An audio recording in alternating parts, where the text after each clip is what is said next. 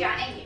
माताजी की आज्ञा और आशीर्वाद लेकर और पत्नी की गोद में कुछ महीनों का बालक छोड़कर मैं उमंगों के साथ बम्बई पहुंच तो गया, पर वहां मित्रों ने भाई को बताया कि जून जुलाई में हिंद महासागर में तूफान आते हैं और मेरी यह पहली ही समुद्री यात्रा है, इसलिए मुझे दिवाली के बाद यानी नवंबर में रवाना करना चाहिए। और किसी ने तूफान में किसी अगर बोट के डूब जाने की बात की, इससे बड़े भाई घबरा गए।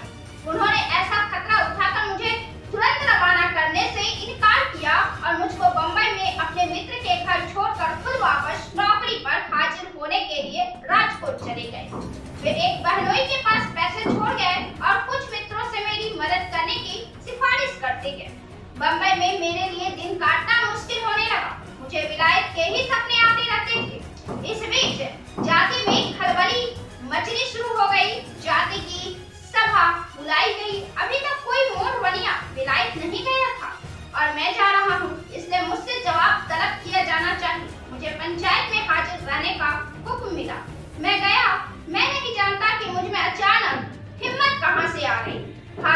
हाजिर रहने में मुझे ना तो संकोच हुआ और ना ही डर लगा। जाति के सरपंच के साथ दूर का कुछ रिश्ता था। पिताजी के साथ उनके संबंध अच्छे थे।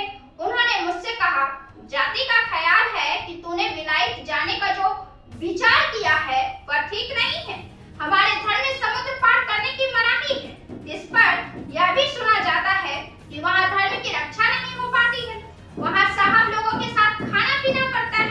मैंने जवाब दिया, मुझे तो लगता है कि विलायत जाने में लेस मात्र भी अधर्म नहीं है। मुझे तो वहाँ जाकर विद्या अध्ययन ही करना है।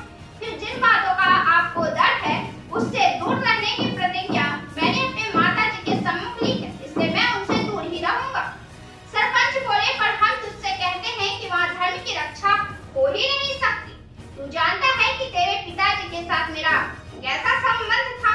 तुझे मेरी बात माननी चाहिए। मैंने जवाब में कहा, आपके साथ के संबंध को मैं जानता हूँ। आप पिता के समान, पर इस बारे में मैं लाचार।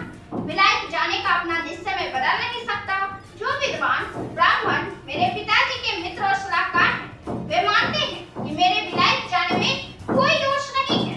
मुझे अपनी माताजी और अपने भाई की अनुमति भी मिल चुकी है, पर तू जाति का हुक्म नहीं मानेगा। मैं लाचार हूँ। मेरा ख्याल है कि इसमें जाति को दखल नहीं देना चाहिए। इस जवाब से सरपंच गुस्सा गए।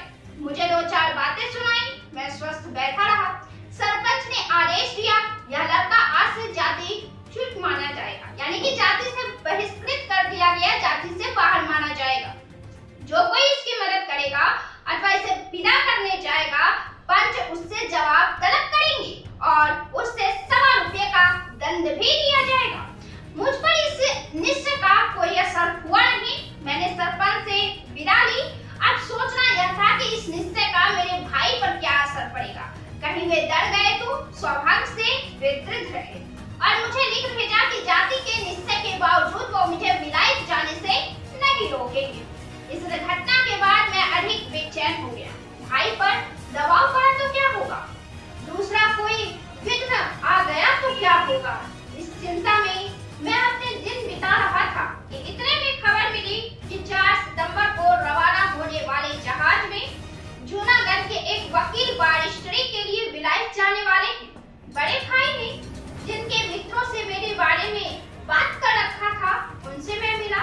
उन्होंने भी यह साथ न छोड़ने की सलाह दी। समय बहुत कम था। मैंने भाई को तार किया और जाने की इजाजत मांगी। उन्होंने इजाजत दे दी। मैंने बहनोई से पैसे मांगे। उन्होंने जाति के हुक्म की चर्चा की। जाति च्युत होना उन्हें कुशादा न था। मैं अपने कुटुंब के एक मित्र के पास पहुंचा और उनसे विनती की वे मुझे किराए वगैरह के लिए आवश्यक रकम दे दें और बाद में भाई से ले लें। उन मित्र ने ऐसा करना कबूल कर लिया। इतना ही नहीं, बल्कि मुझे हिम्मत भी बंधाई। मैंने उनका आभार माना, पैसे लिए और टिकट खरीदा। विलायत